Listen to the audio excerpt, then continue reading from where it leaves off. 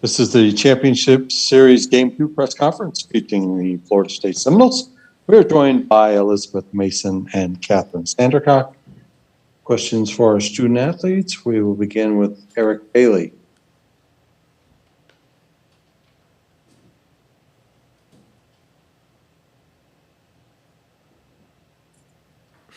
Hey guys, this is for both players, can you just talk about forgetting this game and moving on to game 3 and playing for a national championship? Start with Elizabeth. Yeah, I mean, any game, win or loss, is just a rearview mirror game.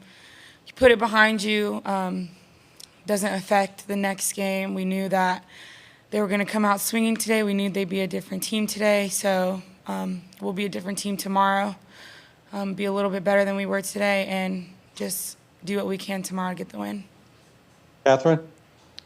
Yeah, I mean, coming into it, we knew it was going to be a dogfight. We knew that they're a great team. We knew they were going to make adjustments in the box. So that's what we got. That's what we saw. And, this is why it's a 3-game series. You got to beat us twice, or we got to beat them twice. So we're ready to get after it tomorrow. Austin Cartwright? Yeah, hi. My question's for Catherine. Wanted to ask you, you're doing a pretty good job there of keeping the OU's offense from, hitting the ball in the air, forcing a few ground balls there. And then wanted to ask you about the home run that Jocelyn Allo hit. Were you surprised that she hit that ball? It seemed like it was in a good spot there down in the zone.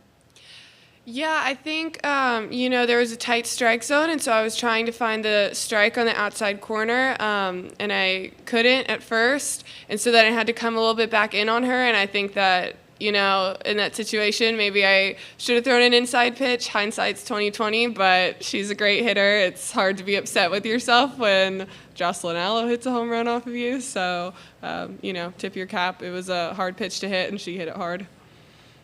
Catherine, you've done an amazing job in the postseason and the World Series. Is it fun for you as a pitcher to face a lineup like Oklahoma and to challenge them and get after them? It's so fun. It's what you work for all year long. It's the position that every pitcher wants to be in. Every pitcher wants to be out here fighting for a national championship. So I'm very grateful to be here. I've put in the works, and it's just the whole team just has to go after it and get it. But yeah, it's super fun, and we're all just really happy to be here. Elizabeth, you guys have done an amazing job of passing the bat, certainly in the last 2 games, but throughout the World Series. What does that mean? Is that just sharing information? Is that feeding off momentum? What does that mean to you guys? Pass the bat just means do the job that you can, whether it's bunt, get them over, whatever it may be, and give that chance to the next batter behind you to do their job as well. And if we can continue to do that, that means we're putting hits together. That means we're getting runs across the board. So, pass the bat just means kind of like get a rally going or, put some hits together. Elizabeth Merrill? Catherine, 2 questions. First of all, how is your leg? And also, when you play a team like Oklahoma, do you always kind of, you always kind of have that feeling that, they've got these hitters that, can completely change an inning? I guess, what's that like going up against an offense like that? Yeah, my leg is fine. It's fine. I'll probably have a bruise, but nothing too bad. And going against an offense like OU, I think that you can kind of take it 2 ways. You can get really into the numbers and be super intimidated by them, or you could just stay within yourself, stay grounded, and remember that, a drop ball is a drop ball no matter who you're pitching it to. The mound is still 43 feet away. It's still softball. It's still what we've been working for all year long. So, just trying to focus on pitching my game rather than pitching to the Oklahoma lineup. Kurt Weiler? Elizabeth, you broke through again early tonight with the home run, and from there Juarez really settled in and kind of limited what you were able to do in terms of stringing heads together and all that. I guess, what was she doing that was making it so hard to kind of get on base against her? I would say me personally, she threw me that slow spinner away my second at-bat, but I made the adjustment my third at-bat. Their left fielder made a great play. I'd say we were barreling her up the majority of the game. I don't think that we were out of the game at any point in time. Didn't fall, but They might tomorrow. We're going to make adjustments the same way they're going to make adjustments. And she's a great pitcher. We have a great hitting staff as well. So we're just going to have to get after it tomorrow, get some scouting under our belts, and play another game. Melvin Stith? Thank you. Elizabeth, when you're playing a team for the third time, do you have to make a whole lot of adjustments to come back, or do you think you just have to play a little bit better and continue to do what you're doing to get the win? Say a little bit of both. Just trying to get 1% better could be the difference between a win and a loss. But at the end of the day, you do have to make adjustments. Every game, both teams are collecting a lot of information, so they're going to know more about me and how I performed against their pitchers, and I'm also going to know more about their pitchers and, their defense. So I think both teams are going to be making adjustments. Both of us are going to come out tomorrow with maybe slightly different game plans, and then we're going to have to make in-game adjustments as well, but not necessarily completely changing the game of softball. You don't come out tomorrow with an entirely different game plan, but you do have to come in with a little bit of a different mindset maybe than you had before. Ronald Smith? Yes, this is Ronald E. Smith. My question is for both athletes. A year ago, we didn't have any softball. Now there will be a game 3. Just for that, talk about the moment and feeling, knowing that you get a chance to play in that game and the moment to win a title. Start with Kat, please. Yeah, it's really awesome. I think that it's tough coming off a loss right now, but when you look in the big picture, we're 1 win away from national championship, which is just so cool. And, again, we're all just really grateful to be here. We're really happy for each other. We're playing for each other right now, and that's really all you can ask for. So it feels really great to get another game tomorrow, to get another game in this jersey. It means the world to us. Elizabeth?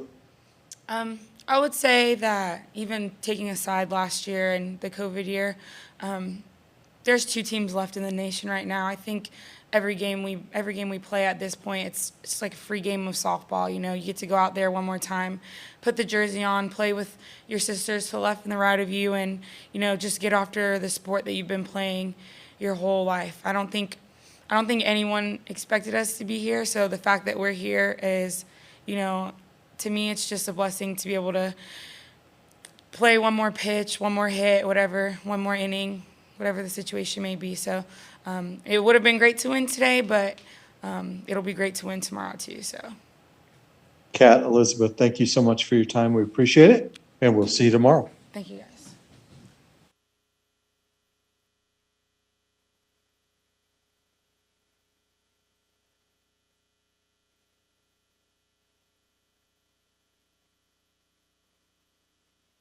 We are now joined by head coach Lonnie Alameda.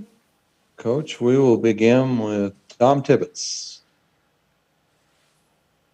Hey, Coach, do you kind of look at tonight's game as not only just chances for learning opportunities, but just the way for your team to kind of drop the hammer, get the little bit of maybe whatever jitters were out, the negatives, and kind of come back for game 3 refocused with all the right things ready to do? How do we do that? Sorry, I couldn't really hear you in the beginning. Did you ask how we do that?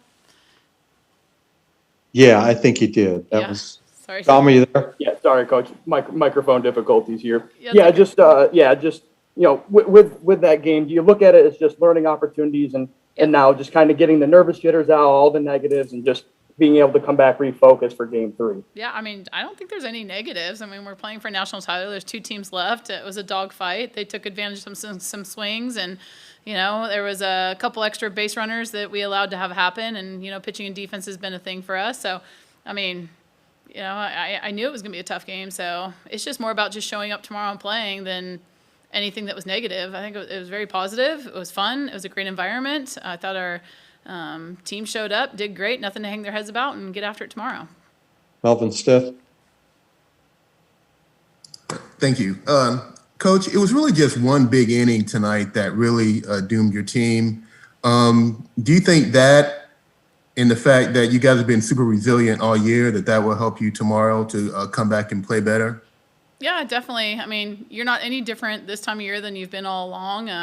You know, I think that we'll be able to flush it and get after it. I mean,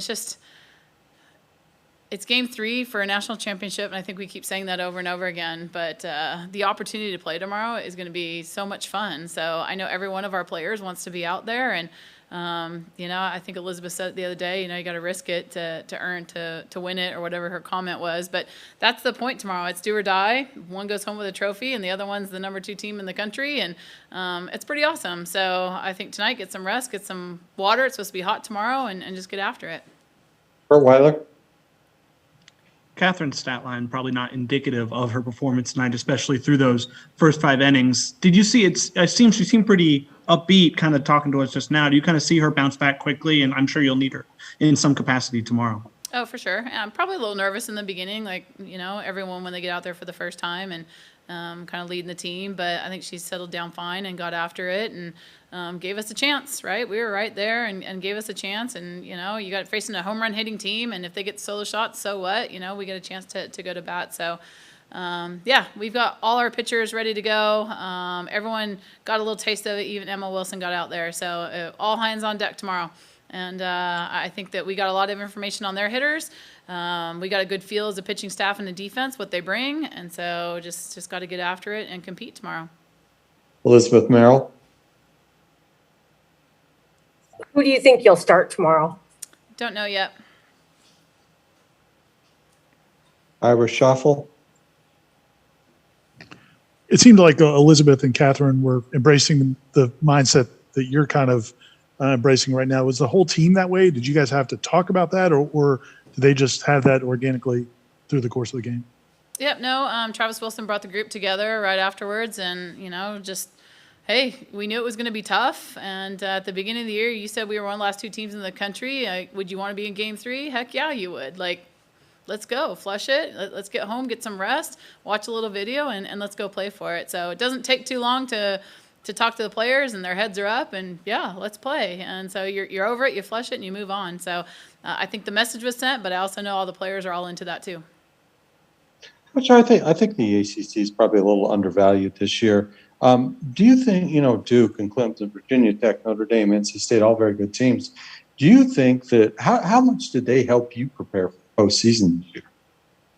How's today help us prepare? No, how did the ACC schedule with going those teams help Gotcha. you prepare for postseason? Yeah, I mean, I think just playing softball, but yeah, definitely the ACC has risen. I mean, we didn't get to play Clemson and got to see them, you know, at the ACC tournament to get to play them. But, you know, Kegel's awesome. They're going to be great in the future. I mean, Vautech, look what they did. I think Keely Richard's awesome. She's going to be in our league for a long time. So, you know, you got to earn respect year in and year out. I still don't think the ACC, even though we won a championship, I mean, I even know, like, at times now people don't even know who's coaching on our coaching staff, or, you know, half the time they're getting our names wrong. But, you know, you got to year in and year out prove it, and we got to do it as a conference, and we're up for the challenge. And we're here representing the ACC, but there's going to be way more teams here in the future at the World Series that are from the ACC too, just because of that fight mentality, and we want to be here.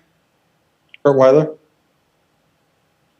Not obviously the offensive production in terms of showing up with hits and runs from the other night, but it seemed like even a lot of the outs were kind of loud outs, a lot of barreling up Juarez. I guess how much confidence does that give you if you kind of are facing her again tomorrow? What maybe some of those might find the ground?